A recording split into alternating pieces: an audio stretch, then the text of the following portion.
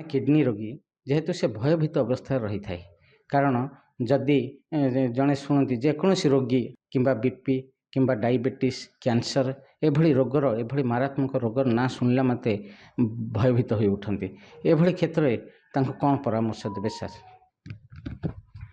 देखो आजिकल किडनी रोगर बहुत प्रकार चिकित्सा उपलब्ध है। आगुरी किडनी रोग शुणिले लोक बहुत डरी जाऊे, डाक्तरखाना को आसवा को डरुले, किंतु आजिकल आम पाखे बहुत किडनी रोगर चिकित्सा सब प्रकार व्यवस्था अच्छी जमतीक डायलिसिस ठारू आरंभ करी किडनी ट्रांसप्लांट सबकि आम राज्य में हो पारुची। बहुत जगार राज्य में से जिनस उपलब्ध अच्छी।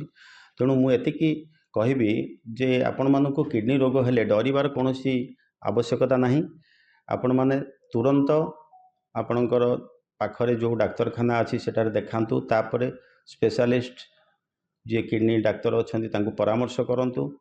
सबु समय किडनी रोगर ए डायलिसिस बा किडनी ट्रांसप्लांट ए सब आवश्यकता दरकार पड़े नहीं। ता पूर्वरु किछि मेडिकल ट्रीटमेंट माने औषध द्वारा चिकित्सा करा जाई पारिबो। तेणु सेतिपई धैर्य हरा न होइकरी तांको ट्रीटमेंट रेगुलारली कराइबा आवश्यक। ता सहित एथिरे परिवार लोक तांकर समाज रे जो मानकर तांकर रिलेटिव्स सेमानकर मध्य सपोर्ट दरकार। कारण ये जेहेतु एटा गोटे क्रोनिक रोग बहुत दिन धरिकी रोगीर चिकित्सा करिया को पड़े, सेतिपई आर्थिक व्यवस्था सहित सामाजिक व्यवस्था की मध्य सुधारिया को पड़िबो। सेतिपई समस्तंकर समाजर समस्तंकर सपोर्ट आवश्यक। ता छड़ा मेडिकल रे एबे सरकार तो सब प्रकार मेडिसिन रो उपलब्ध कराउचंती, मागेणा सब औषध मिलूची। डायलिसिस भी एबे आम राज्य में प्राय सबू डिस्ट्रिक्ट हेडक्वार्टर रे भी सेवा उपलब्ध होती। तेणु कौन जिनस को डरबार आवश्यकता नहीं। तेणु आपण मैंने धैर्य सहित ताकू चिकित्सा करांतु।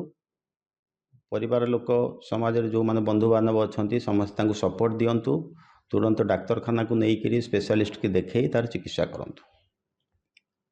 डाक्टर कहवा कथा जे जड़े किडनी रोगी से भयभूत हूँ नहीं, धैर्य सहित साहसर सहित सोशल सपोर्टर सहित जदि जड़े किडनी रोगी से डाक्टर निर्देश मानि चलो ताहले से व्यक्तिगत भाव सामाजिक भाव एवं पारिवारिक तथा दाम्पत्य जीवन को मध्य सुचारू रूपे संपादन करिपरिबो। एथिपई जे केवल रोगी एवं तार परिवार लोकंकर दायित्व अच्छी ता नुहे, बरं एथिपई सारा समाज स्वास्थ्यकर्मी पॉलिसी मेकर एवं आम मानकर मध्य गुरुत्वपूर्ण भूमिका अच्छी। आमे माने सचेतनता हेबा सहित सचेतनता कराइबा सहित सेमानक मध्य सहयोगर हाथ बढ़ाइया को पड़िबो। जेहेतु जातीय प्रगतिर महास्रोत रे सामिल होबाकु हेले एक सुस्थमय जीवन आवश्यक होता है। तेणु सेमाने मध्य सुस्थ रहिले सेमाने जातीय प्रगतिर महास्रोत रे सामिल हो पारिबे एवं आम देश मध्य विकास पथरे आगे चलिबो। ब्रह्मपुर संजय कुमार विश्वाल रिपोर्ट, खबर ओडिशा।